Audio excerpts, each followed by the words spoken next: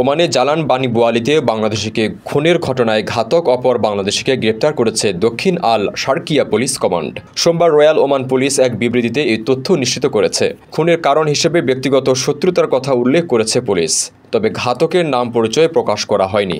এর আগে রমজানের প্রথম দিনে জসিম উদ্দিন নামে এক বাংলাদেশি খুন হন। সে ফেনীর মোটবি ইউনিয়নের লস্করহাট এলাকার ভুইয়া বাড়ির আব্দুস সাত্তারের ছেলে। শনিবার ভোরে জালান বানি বোয়ালিতে এই ঘটনা ঘটে। হত্যার দায়ে অভিযুক্ত ব্যক্তি জসিমের দোকানে কর্মচারী হিসেবে কাজ করতেন। ওমানের স্থানীয় সূত্র জানায়, তর্কাতর্কির জেরে এই ঘটনা ঘটেছে। প্রথম রোজার দিন ভোরে সেহরি খেয়ে নামাজ আদায়ের পর সবার মতো জসিমও বিশ্রাম নিতে যান। এক পর্যায়ে ওই কর্মচারী ধারালো অস্ত্র দিয়ে তার বুকে আঘাত করে, এতে ব্যাপক রক্তক্ষরণ হয়। গুরুতর অবস্থায় উদ্ধার করে হাসপাতালে নেওয়া হলে চিকিৎসকরা জসিমকে মৃত ঘোষণা করেন। নিহতের শ্যালক মোহাম্মদ ইয়াসিন ভুইয়া জানিয়েছেন, জসিম উদ্দিন ওমানে আছেন অনেক বছর ধরেই। পরিবারে তার 4 মেয়ে আছে। এই ঘটনার আইন অনুযায়ী যথাযথ পদক্ষেপ নেওয়া হবে বলে আশ্বাস দিয়েছে ওমান পুলিশ। ওমানে সেরা রেট দিচ্ছে বাংলাদেশি প্রতিষ্ঠান গালফ এক্সচেঞ্জ।